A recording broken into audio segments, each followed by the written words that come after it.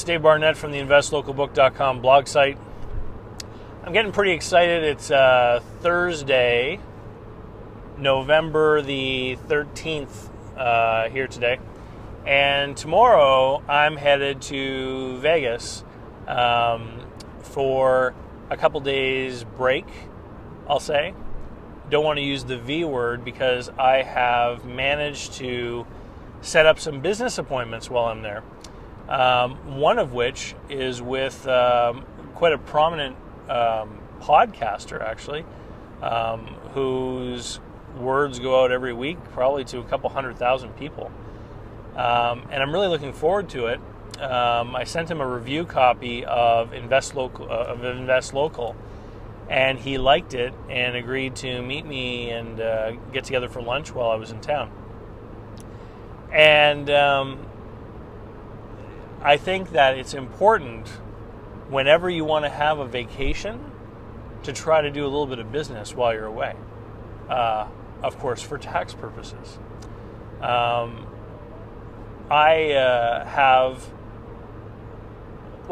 It's funny because guys who are in certain industries, like, life insurance guys, where do they have their conventions? In sunny places like Hawaii.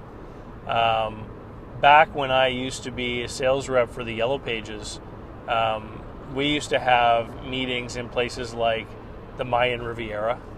And I have a relative who's in the auto repair business, and quite literally, if he spends a certain amount of money buying auto parts from like distributor A versus distributor B, then he gets invitations to these important meetings about car parts that are held in places like Buenos Aires or, the Caribbean and Hawaii and places like this. This is one of the big advantages to having a business on the books. And I think that even if you're a person who has a job and has an income and you like that it's always worthwhile to try to get some sort of business going for a couple of important reasons. Number one, because it's nice to be able to get some of your expenses over into an entity that can legitimately write them off. So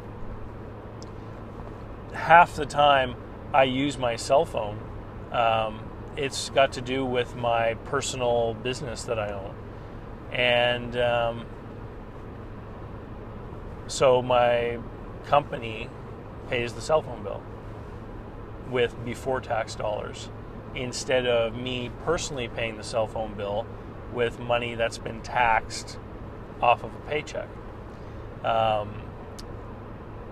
That's number one. Number two is if you are entirely reliant upon employment for your income, then basically you have 100% of your income coming from one source. That's risky. A person, you look at the corner coffee shop franchise where they've got a line up at the counter, a line up at the drive-thru. Thousands of people walk in there every day and put down $2 or whatever. If they lost a customer, it would be no big deal. They wouldn't even notice. If you're an employee, you basically have one customer. There's one customer buying your time and labor. And if you lose that customer, you're screwed. You just lost 100% of your income.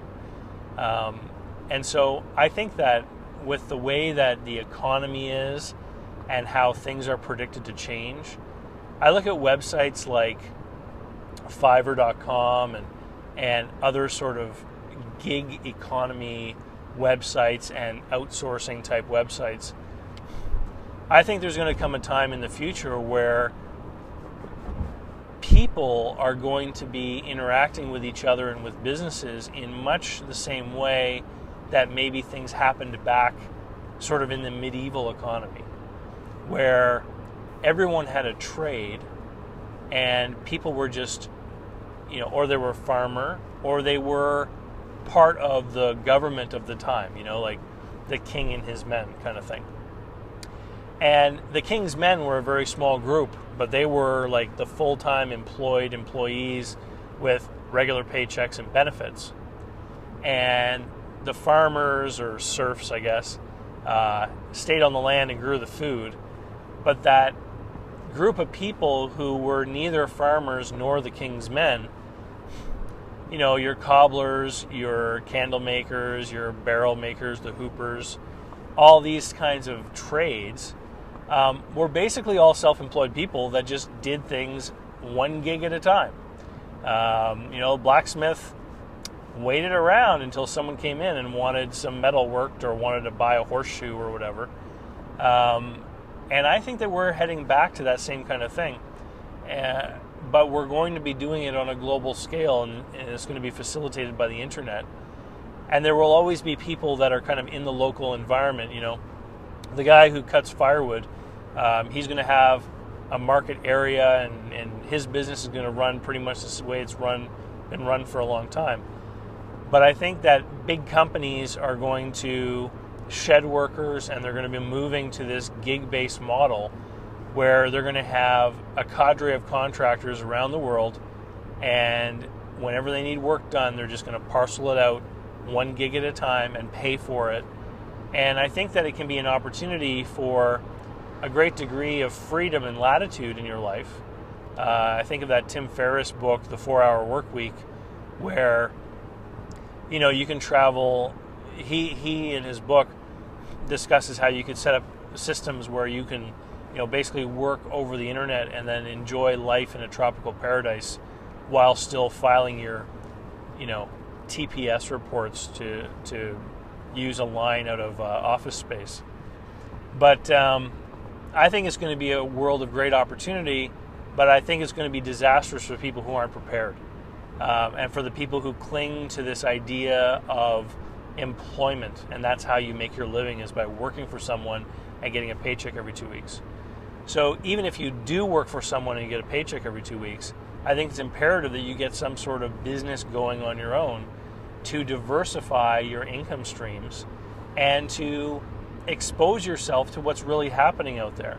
And something that if you lost your full-time job, you could say, you know what? Now I'm going to put all those hours into my sideline business, and it can replace my income, which I think is a very prudent thing to do, especially as the world's new economy is changing and morphing in this way. There was a thing I was listening to on, it was another podcast. CBRE, which is a big real estate firm, had put out a report saying that in 30 years, 50% of the occupations that exist today will be gone because of robots, computer systems, etc. And CBRE is a real estate firm, so their concern is how are these changes going to affect the market for commercial real estate? Because if companies that have 1,000 employees today can get the same work done in 30 years with 150 people, they're obviously not going to need all that office space. So anyway, that's just my 2 cents. I'm going to have fun in Vegas, and maybe I'll take some pictures of some of the fun things I see to post up here. And if my meeting works out and it leads to increased media exposure for Invest Local, then I'll be very happy and be able to show that taking a little bit of vacation time out to do some business was worthwhile, especially once I produce all those receipts from my accountant this year at tax time. Anyway, talk to you later. Have a great day. InvestLocalBook.com. And if you haven't already, be sure to buy a copy of my book, Invest Local. Teach you how to get superior investment returns in your own community without using the big banks. Talk to you later.